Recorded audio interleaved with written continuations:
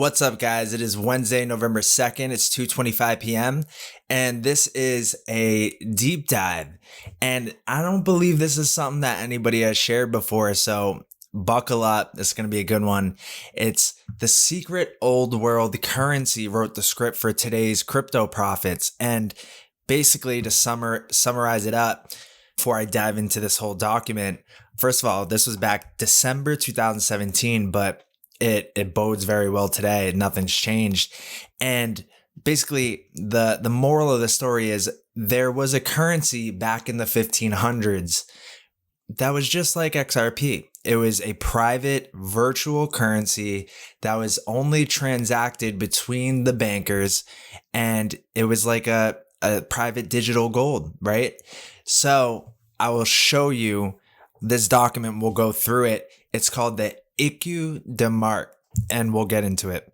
I had gone to Italy this summer, and there's a lot of connections between this and when I went to Italy. And when I was there, I was seeing all these things in Venice, which this is basically like a 14th century manuscript depicting bankers in an Italian accounting house.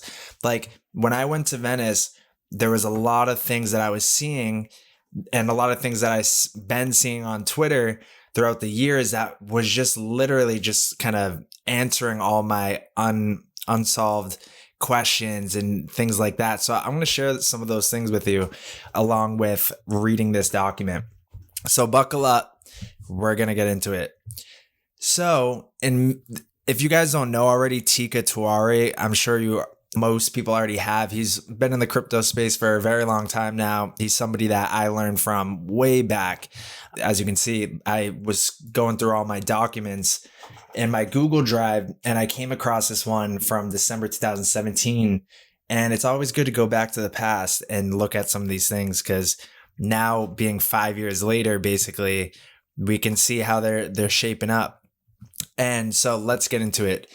In medieval Europe, an obscure Italian scribe sat at a wooden desk and with a quill pen created the first ever private virtual currency.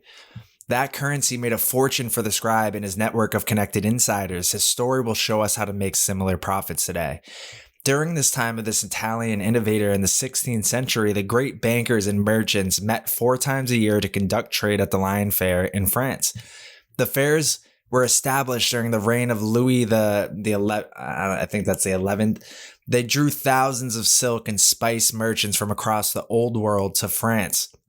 The fairs had turned Lyon into the financial and banking center of Europe.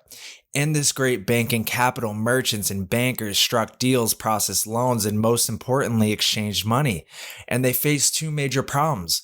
The first was coin shaving. You see, most old world money was gold and silver coins, but each unit wasn't always interchangeable. Unscrupulous merchants would shave off small bits of gold and silver from the coins, so coins rarely had uniform quality or weight. And the value of each coin varied based on its city, state, or country of origin. The second problem was security. The journey from Florence, Venice, Holland, or remote parts of Asia to Lyon was long and fraught with peril.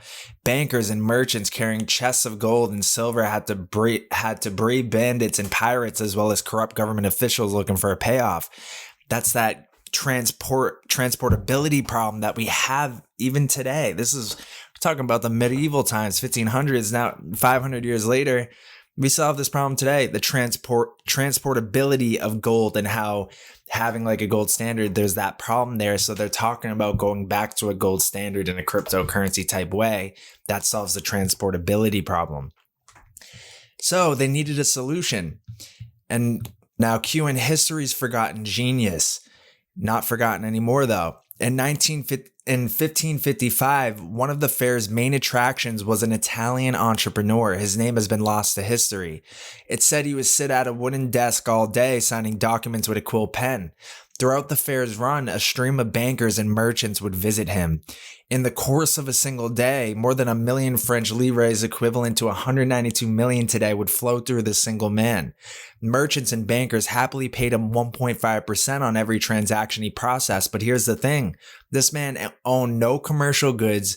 He carried no cash, no coins or bullion, yet he was by far the richest man at the Lion Fair. His wealth came from creating the world's first private virtual currency. Today, a modern day version of this private currency is poised to become the standard for international bank trades. Already, 26 of the world's top 50 banks have agreed to use it, and once it breaks into China, we expect nearly all of the top 50 banks to use it.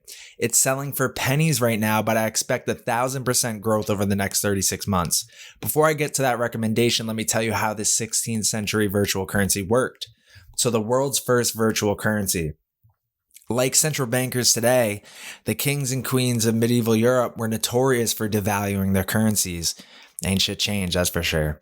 Cash-strapped monarchs would often debase their gold and silver coins, just like the unscrupulous merchants I told you about. Monarchs weren't about shaving off small amounts of gold and silver from the edges of coins. Monarchs weren't above shaving off small amounts of gold and silver from the edges of the coins. Bankers needed a way to solve this problem. Their answer was the écu de marque. Now, the present day version of the écu de marque is XRP, and you'll see that as we go through here. The écu de marque was like a secret virtual currency. What I mean by virtual is that the currency was intangible. You couldn't hold it or see it or smell it. In other words, it was an abstraction. Just like how people say, oh, well, digital currency, it's not tangible. They make fun of it. Well, can I hold it? Where are the coins? Right? It doesn't matter. It's an abstraction. It's the trust and the value that a collective group, especially high level people like the central bankers pulling the strings, if they agree that it has value, it doesn't matter if it's digital or physical, it's got value. So the écu de marque existed only as an entry on a paper ledger shared by a select group of merchants and bankers. And although it was virtual, it had real value. A single coin could be converted into 2.25 pounds of silver. BBC Essay explains how the écu de marque worked. A merchant from Lyon who wanted to buy, say, Florentine wool could go to this banker and borrow something called a bill of exchange. This was a credit note, an IOU, but it was not denominated in the French livre or Florentine lira. Its value was expressed in the écu de marque, private currency used by this international network of bankers. And if the Lyonese merchant or his agents traveled to Florence, the bill of exchange from the banker in Lyon would be recognized by bankers in Florence who would gladly exchange it for local currency, right? So all these central banks in the world, they agree, all right, XRP is a standard. We'll accept it as like a collateral and you can convert it into our local currency. I mean, like we're seeing that play out today. The écu de marque was a brilliant idea that made transactions safe, secure, trustworthy. It also made a fortune for the medieval entrepreneur who created it. No longer could monarchs debase the profits of merchants and bankers because the currency was virtual. It didn't need to be transported like gold or silver. Today, a modern day group of entrepreneurs is taking this idea to the next level. The rise of a new écu de marque. In this month's issue, I'm recommending a blockchain-based currency that's following in the footsteps of the écu de marque. The virtual currency provides banks a way to safely, securely, and quickly move money around the world. Today, it takes banks 3 to 5 days to move money. This new private currency allows banks to move money in 5 to 10 seconds. Like the écu de marque, this currency exists only on a balance sheet, and it's run by a select group of developers, but that hasn't stopped banks from flocking to it. On top of that, the solution is 60% cheaper than what banks currently pay. At least 26 of the world's top 50 banks have agreed to use this new private currency, including Bank of America, UniCredit Banca, the Canadian Imperial Bank of Commerce, and Santander Bank. And 61 banks in Japan have also agreed to start using it. We believe this new currency and the technology behind it could become the global standard for international bank trades, the same way the écu de marque was 500 years ago. If we're right, we'll see $20 trillion per day in global bank payments transacted across this network. That's enough volume to push up the value of this digital token from 24 cents to over $2. That's 10 times higher from here. Remember this from December 2017. While safe growth is our main focus in the Palm Beach letter, with proper asset allocation, it's okay to make smart speculations like buying cryptocurrencies. All right, we'll skip that. So the not so swift way, money moves around the world. Before 1973, there was no uniform way for banks to send money on behalf of their customers to foreign banks. So that year, the banks got together to create a system that allowed them to safely do business with each other. The payment network is called the Society for Worldwide Interbank Financial Telecommunication, SWIFT. So today, SWIFT facilitates $5 trillion per day in cross-border payments among its nearly 11,000 member banks. At its heart, SWIFT is a messaging platform. Banks use it to send payment messages to other banks. For the last 43 years, the system has worked quite well, but over time, 3 significant drawbacks have emerged. Drawback number 1, SWIFT is slow. According to a report by the respected consulting firm McKinsey & Co., the average time to complete a cross-border transaction is 3 to 5 business days. In the 1970s, that was lightning fast, but in today's world, that's painfully slow. Drawback number 2, SWIFT is opaque. You don't know how much it will cost to send a payment via SWIFT until after the payment has been sent. Transaction fees can range from 2% to as much as 10% in underserved markets. Then we have drawback number 3. SWIFT ties up a lot of money. SWIFT doesn't actually move any money. However, to create trust, SWIFT members must post collateral for every banking relationship they maintain on the network. Member banks have to set up bank accounts that hold foreign currency with every bank they transact with. These accounts are called no-show accounts, so this correspondent banking relationships. For instance, Bank of America has thousands of correspondent bank relationships. Each of those relationships requires a separately funded no-show account. This ties up a significant collateral that generates zero return for the bank. The European Central Bank estimates that $433 billion is held in cross-border collateral accounts of just European banks. Estimates of total global liquidity tied up in collateral accounts ranges in the trillions. 43 years ago, SWIFT provided a valuable global service, but in today's cost-conscious and speed-obsessed world, SWIFT just doesn't work. That's why the world's banks are flocking to a new private currency that's disrupting the entire SWIFT model. A faster and more secure way to transfer money. The name of the private currency is Ripple XRP. At the time of this writing, Ripple is the 4th largest cryptocurrency project. We can skip. Ripple's sole focus is to make it cheaper, easier, and more transparent for people to send money around the world. The idea for Ripple started back in 2004, before Bitcoin, when creator Ryan Fugger started working on a decentralized monetary system called Ripple Pay.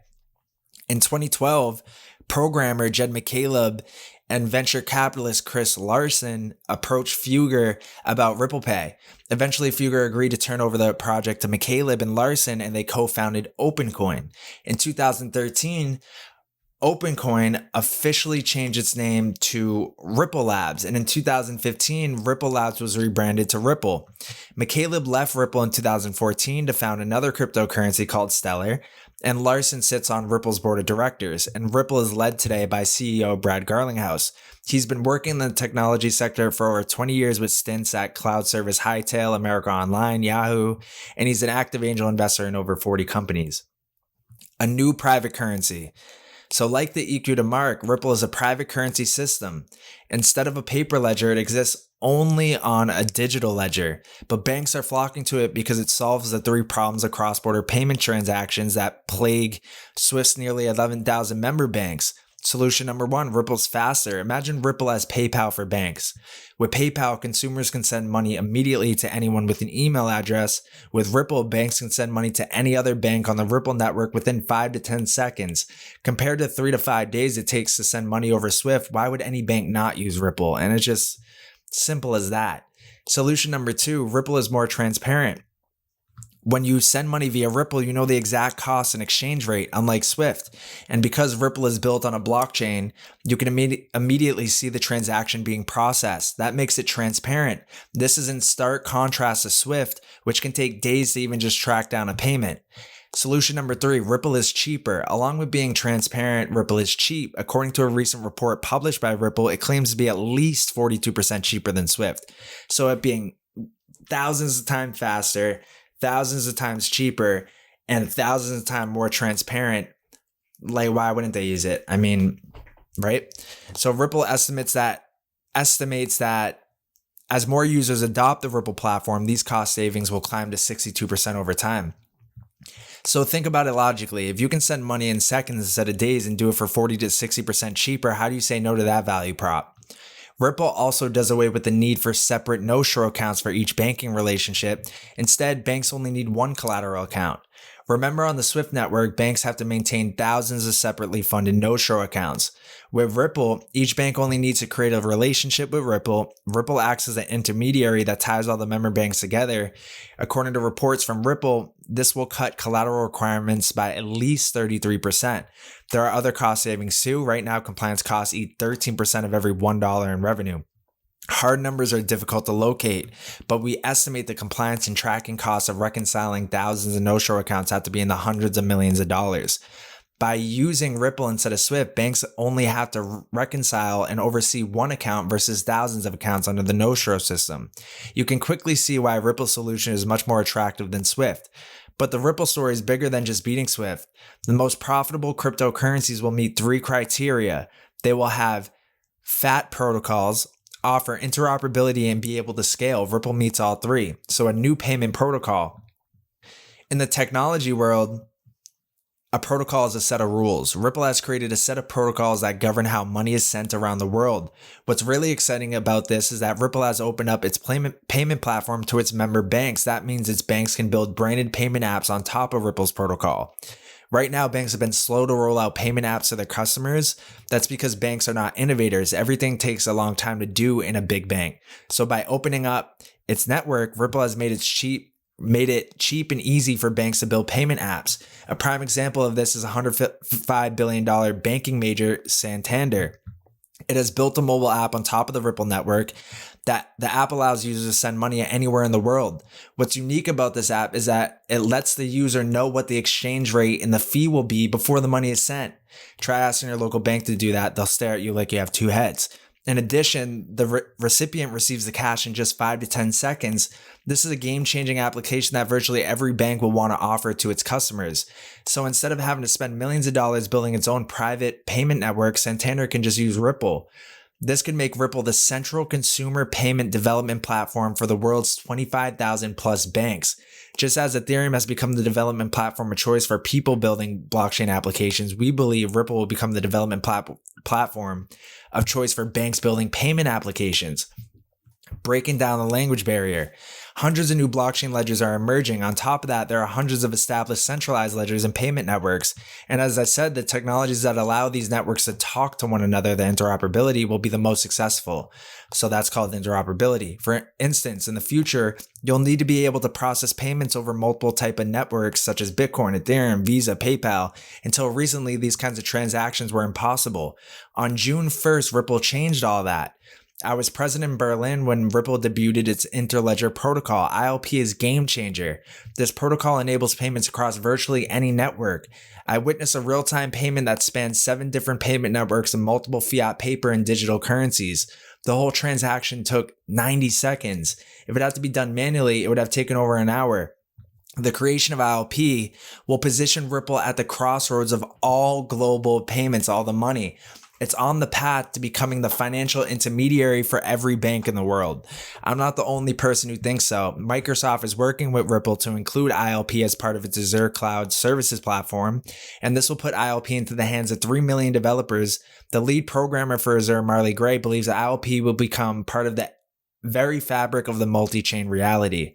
What he's saying is he believes ILP will be the central technology that will act as a bridge between the traditional payment networks like banks and credit cards and non-traditional networks like Bitcoin and Ethereum. If we're right, then the ILP could make Ripple's payment processing business bigger than all payment processors combined. The ability to scale. The third criterion I mentioned last month was the ability to scale. By scaling, I mean technology's ability to easily increase its capacity to handle some task. Ripple easily meets this criteria. It can match the same transaction volume as Visa. Think about that.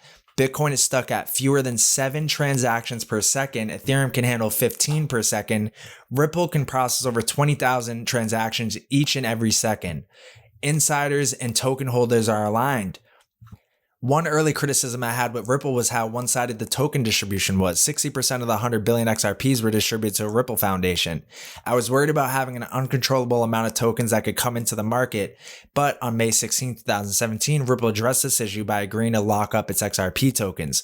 Under this new agreement, Ripple will have access to a maximum of 1 billion tokens per month. So far, the company has been using about 500 million tokens per month for the benefit of the network. What's great about this approach is that we don't have to worry about a flood of selling hitting the market. We also don't have to worry about financing. At current prices, Ripple has about 13 billion available financing via its token holding. That gives Ripple the money needed to catapult it to the global payments leader that we believe it is destined to become. Most importantly, it creates an incentive to protect the value of the XRP token. As token holders, this is exactly what we want to see, bringing it all together. In this issue, I told you about the importance of protocols, interoperability, and the ability to scale. Ripple has all three. With Interledger Protocol, Ripple gives banks a uniform currency that can be used to complete transactions across multiple types of payment platforms, and it can scale better than any other cryptocurrency. Ripple is also faster, more transparent, cheaper than the current SWIFT payment system. That makes it the clear leader to become the global payment network of the future. 5 centuries ago, the first virtual currency was invented to make transactions safer, faster, and more secure. It made its creators the richest men in Europe. With the creation of the ILP, Interledger Protocol, and its low-cost payment network, Ripple has created the modern-day equivalent. Here's one last thing I'll leave you with. Right now, Ripple has a market cap of just 9.4 billion. When you consider that Visa's market cap is 249 billion, MasterCard is 155 billion, and PayPal is 86 billion, Ripple is one of the cheapest global payment companies in the world. As more banks flock to the Ripple network, we think you'll see at least a 10 times return on your money that will put XRP value over $2. Today, we can buy it around 20 cents. Right now, it's sitting, I think, at like 46 cents, 45 cents. Important, cryptocurrencies are more volatile than stock. That's why we always, yeah, dude, huge. I don't know if you haven't heard about the EQ de Mark, leave a comment saying that you just found this out from this video. I would love to hear that. I don't believe anybody has covered this before. I mean, this is such an old document back to 2017, but I mean, like, what he's saying is a real life thing, an event 500 years ago. And he's basically saying XRP is the modern day equivalent. And yeah, man, a lot of things are lining up as far as like we hold the banker's coin. Like, I mean, like a private currency that central banks agree on that is a value that they'll hold as collateral to exchange their local currencies. And you couldn't get any better than that. I believe we're in the greatest opportunity of our lifetimes. This is a problem that they've been, ever since commerce has started, international commerce, they've been trying to figure out this problem with cross-border payments and how do you have, a standard for that. And now with the advent of DLT, blockchain, and XRP and Ripple positioning themselves right for that, it's a done deal. So that's it as far as this document. If you haven't seen it yet, maybe on my website, I'll put it on the website so you can download it if you want to. You can read through it. You can share it to anybody else. If you haven't already, go to stargate-ventures.com. The link will be in the bio. Get your free crypto masterclass accelerator. It's going to prepare you for just like what we learned here today, what the past could teach us and where we're at right now and where we could be heading in the future and how to position yourself to be on the right side of it and execute. So get your free masterclass accelerator. And in the video bio as well too, there'll be a link to the Discord. Come join the Discord. We got all these crypto signals here. We have it for XRP, XLM, all the ISO coins, a ton of other coins as well too. You can see they're all in here. So we have the Stargate software hooked up to that. So yeah, there you go. So that's it for this video. As far as the report, I do want to go into some of the things that I saw when I was in Italy this summer. You had the La Fenice the Grand Theater of the Phoenix. This was in Venice. This is all in Venice. It was named La Fenice, which means the Phoenix, because the whole theater, like the theater just kept like burning down, I believe, like multiple times it kept burning down. They kept rebuilding it and it just kept burning down. So that was interesting. You know, we always hear about the Phoenix. There you go, right there. And then also too, we always are seeing stuff about the zodiac and how like back in the day, they used to tell time this way. It was like not like a standard 1 to 12, right? It was I believe it was like 22. So you have and it was weird because it's like shifted. So like you would think 1 would be up here, you go around like that, but no, 1 was right here. So 1, 2, 3, 4, 5, 6, 7, 8, 9, 10, 11, 12, 5, 6, 7, 8, 9, 10. And then you have, it was 22. 11, 12, 13, 14, 15, 16, 17, 18, 19, 20, 21, 22, actually 23, 24. It was 24. So instead of a standard 12 clock, you had the 24, and this was like in St. Marcos Square. And when I saw it, I was like, yeah, I've seen a lot of stuff on Twitter that this might line up with, as well as there was, and it's funny because I think CoinDesk shared a news thing the other day. You can probably see it if you go to their page, and they interviewed that girl that does the astrology analysis with the crypto markets, not technical analysis. And this was the picture. And yeah, it was fascinating, crazy. And what was weird was on the outside. So like this is right in the center of the square, St. Marcos Square. The 1 is on that side in the public area, but when you go into like the main like government building, it was reversed. It was flip-flop. So the 1 was actually over here instead. So, and I tried to ask the tour person, I was like, what's up with that? And I couldn't get anything out of her for it. Yeah, so crazy. Hopefully we can all, see XRP Moon soon. We can all head to Italy and check out some of this stuff. Crazy stuff. Like this was like the book of Genesis started, and then she was saying that this was like good, evil, and just like everything you see on Twitter nowadays with all these Redditors and stuff. Crazy stuff. It was sick. So if you haven't already, if you can do it, or you have to wait till XRP pops off, definitely head to Italy, go to Venice, and check this stuff out. It was truly unreal. So that's it for this video, guys. Let me know what you thought about the EQ to Mark. Do you think XRP is lining up with it? I mean, I see the writing on the wall with it. So more videos are coming out today. I've seen a couple other crazy stuff that I got to share. It's just like one of those days, every day it just gets more spicier. So I'll see you in the Discord, link in the bio, as well as get your free crypto masterclass accelerator.